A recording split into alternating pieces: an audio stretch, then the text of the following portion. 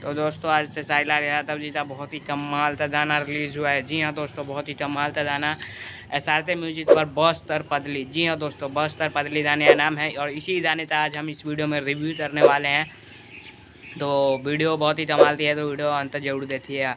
तो दोस्तों बता दूं, बस्तर पदली और गाना गाए थे साहिल यादव, शिल्पी राज ने। गाने तो लिखा है स्वर्गीय श्याम देहाती जी ने। गाने में म्यूजिक था आर्या शर्मा जी था।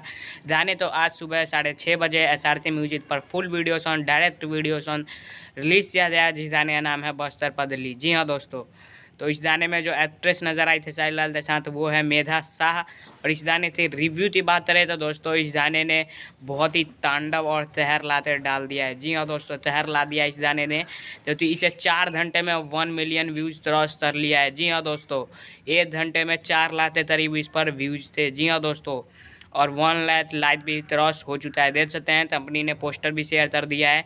तो पोस्टर आप तो देखते तो ऐसा लगा कि आप लोग आज तहर जारी है। तो जय हिंद, जय भारत, इसी तरीके से तांडव मचाए रहती है।